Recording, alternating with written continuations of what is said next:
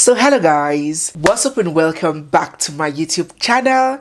It's me, your girl barrister Neze, and this is Nezeville. In our previous video, I brought to us the whole story of CHIOMA Okoli and Erisco Foods Nigeria Limited. CHIOMA is the pregnant 39-year-old mother of 3 who bought a tomato puree that was new to her, tested it in the course of cooking, and had the opinion that it was too sweet. She took to Facebook to make a post about her observation about the tomatoes, and in addition to that review, when somebody in the comment section told her to stop talking bad about that product, she retorted that that person should tell the company to stop killing people with their products. Those utterances certainly got to the ears of this company and of its chairman, Chief Eric Umofia, and they have instituted legal actions against CHIOMA, both in a civil court and in a criminal court. I'm going to leave the link to that video down in the description box, so if you haven't watched it, it will be good to watch it first before you come back to this one. So in today's video, we are going to be delving deeper into this case which has now become a national subject and even an item for debate in international media. We are going to be delving deep into this case. I'm going to be giving you my own personal opinions and my own observation, and then I will proceed to state what the law says. So we're going to be addressing this legally speaking. Again, as you watch this video, please do not hesitate to drop all your opinions, your feelings, your beliefs, your ideas down in the comments section. So let us begin. The first question that I would like to address, or the first point that I would like to buttress, is whether Erisco Food Limited has a right to seek legal redress against CHIOMA. Are they being overreaching? Are they overreacting? Should they have just ignored the post as one of those things? Do they have a right in law to seek redress on that post? I completely believe that he is within his rights. The company is within its rights to seek legal redress should they feel that a wrong has been perpetrated against them. It is within the ambits of their rights to do that, especially as regards to the second post, where it was alleged by CHIOMA that the company's products were killing people. It is within the company's rights to institute an action compelling CHIOMA to come forward to the court and give in more details and explain how the products is killing people. But in law, there is a Latin maxim that says, ex dolo malo non orito actio. This Latin maxim supports a doctrine, broadly speaking, that says, he who comes to equity must come with clean hands. A wrong in law cannot be remedied by a wrong. So in my observation, I have noted several irregularities in this case that can easily make it to be perceived as a case of oppression, a case of personal vendetta than a legal pursuit for justice. These are my points. First, the transfer of the case to Abuja. Typically, a case, especially one of this nature, should ordinarily be instituted in the state where that offense was committed, or in the jurisdiction where either of the parties reside. There are exceptions to this principle, especially very serious cases of national interest or national security. But a case of defamation, a case of a perceived wrong review of tomato puree, should usually not have the accused person or the suspects flown and detained in an entirely different state in the Federal Capital Territory. It could give an air of a show of power, a man-no-man situation. So personally, I will fault that movement flying CHIOMA Okoli all the way to the police headquarters in Abuja. This is not a terrorist case. This is not a treasonable felony. There was no breach of national security. This is a case that could be handled in Lagos. It is a case that, in worst case scenario, can be handled by the Commissioner of Police, not the Inspector General of Police coming in on a matter of a wrong review of tomatoes. So it sure passed a wrong message. Now that is my opinion. What is your own opinion? As I speak mine, please drop yours down in the comment section.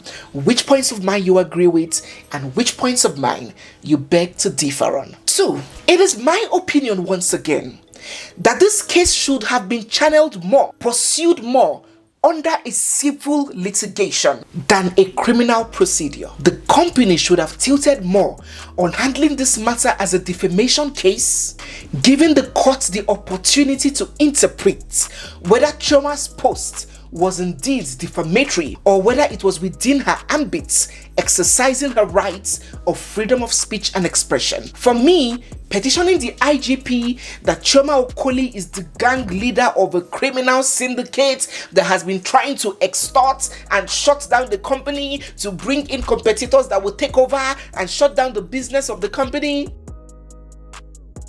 We all saw what was done there in that petition, and it almost bears a semblance to a malicious prosecution. Again, what do you think? 3. Erisco Foods Limited is a company. It is not a business name.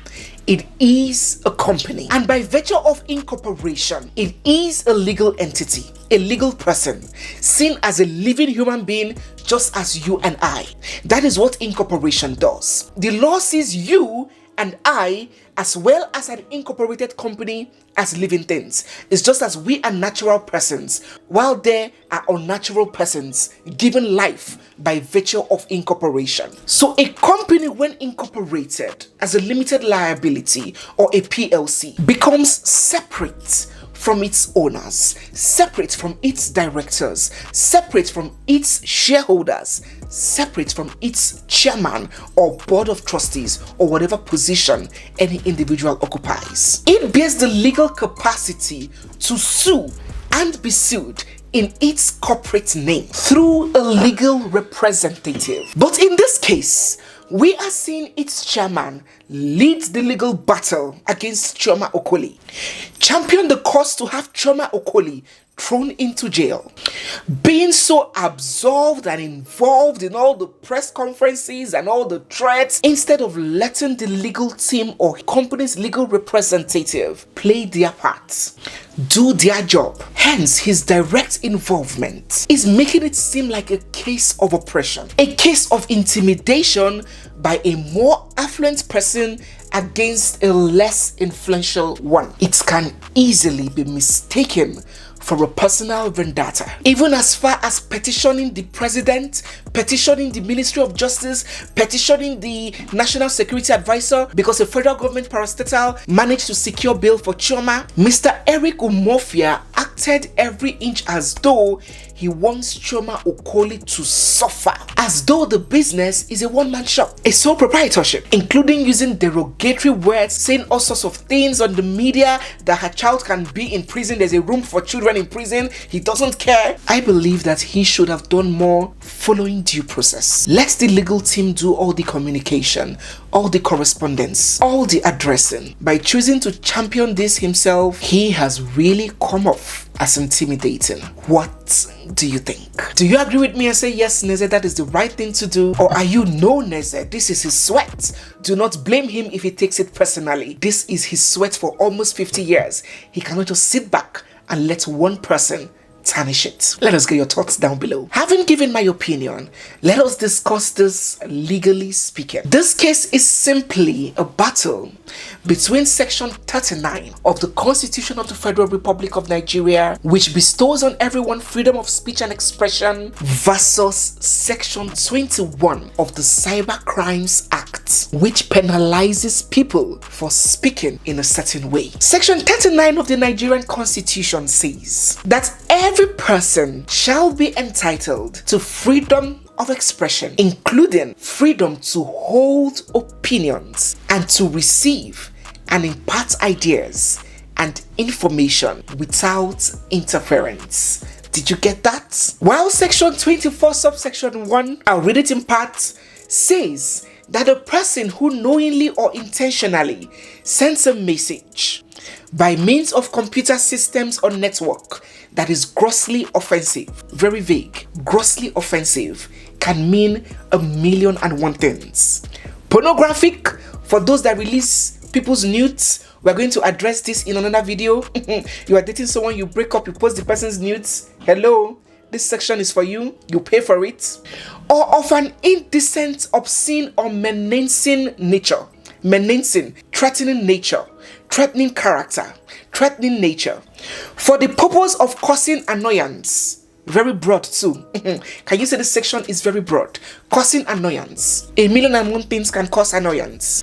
Or inconvenience, danger, obstruction, insult, injury, criminal intimidation, enmity, hatred, ill will, or needless anxiety.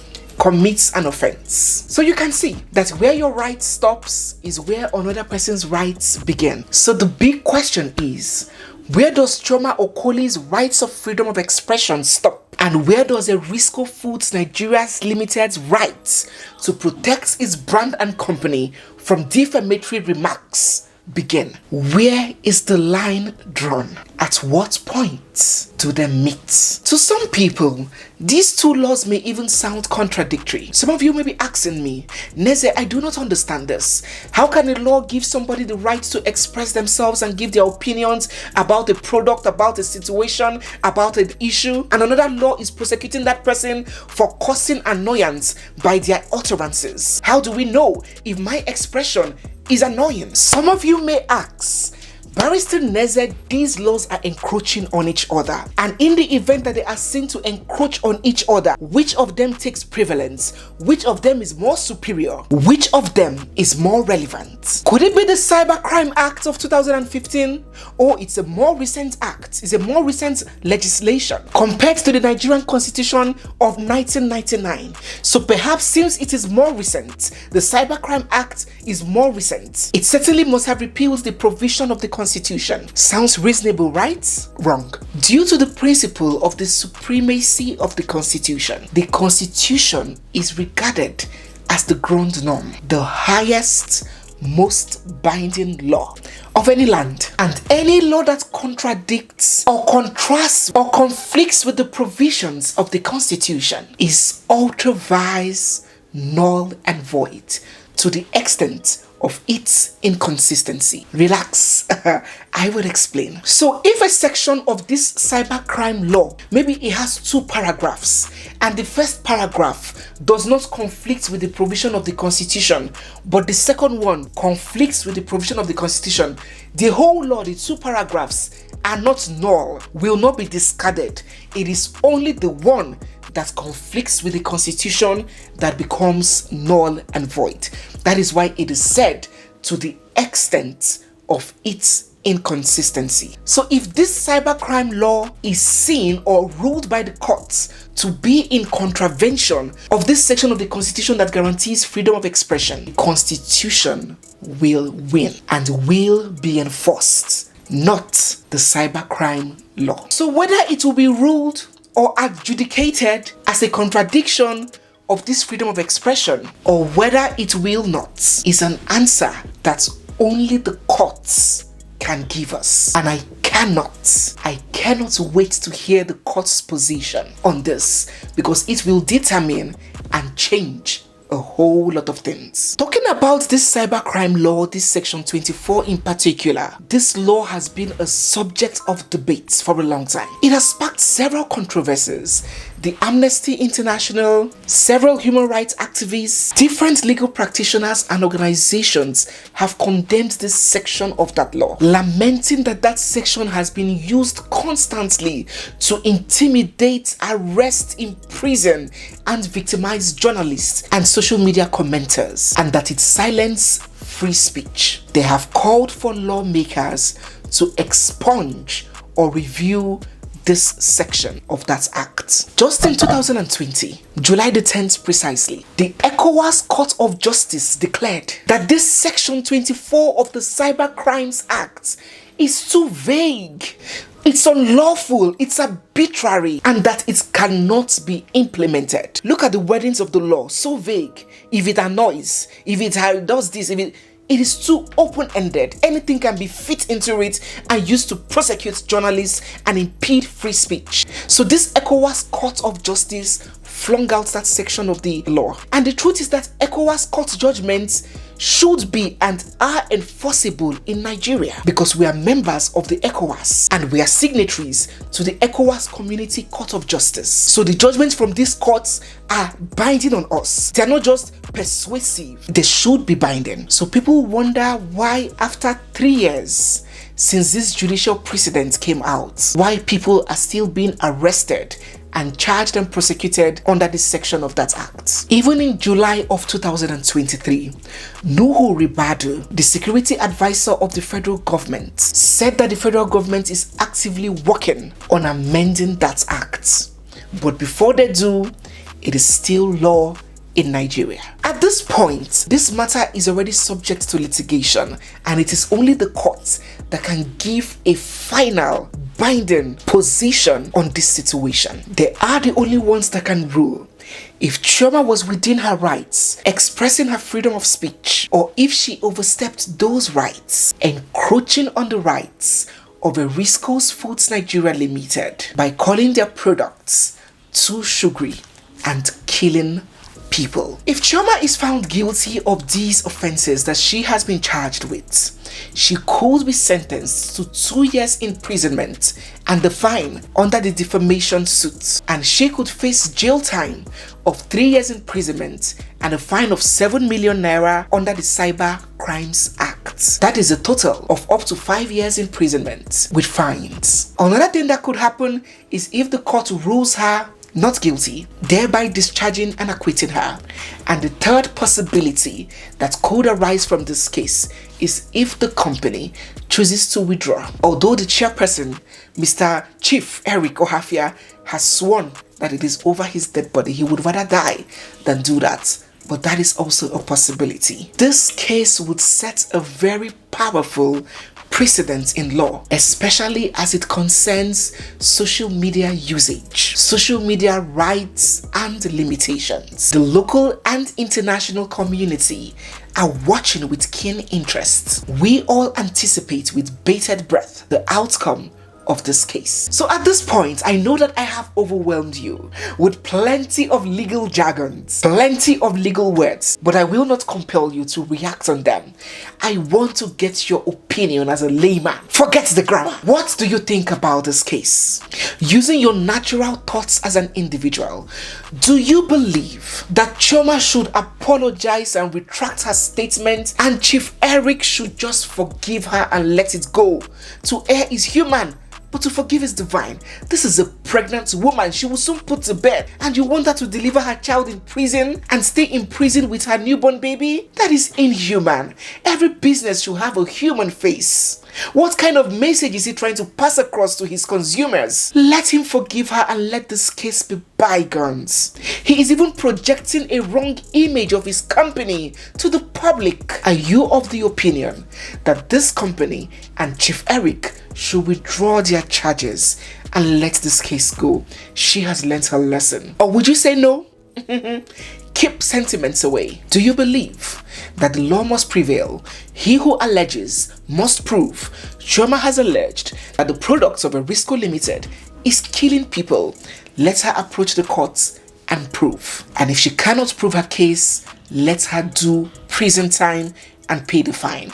That way other people will be warned before they come on social media and spew lies. Which of these two is your opinion? Drop all of them down in the comment section. So guys, yes, we have come to the end of today's video. I hope you learned a lot. That is what gives me utmost pleasure, knowing that I have impacted knowledge in my audience, in my listeners. I hope you're beginning to get 1 or 2 knowledge about how the law and the system works. If you have learned something new, if you have taken something home, do let me know in the comment section and say, yes, Neze, I have learned a thing or two. So guys, yes, thank you once again for watching. If you're new here, you're seeing me for the first time, or if you've been watching without subscribing, don't forget to hit the subscribe button. Give this video a big thumbs up. Drop all your comments down in the comment section and stay glued because we have so much more coming your way. Don't also forget to follow me on Instagram at Nezeville, where we share little nuggets of everything that we are up to. Thank you once again, guys. It's me, your girl barrister Neze, and this is Nezeville. I'll see you guys in my next video. For now, bye.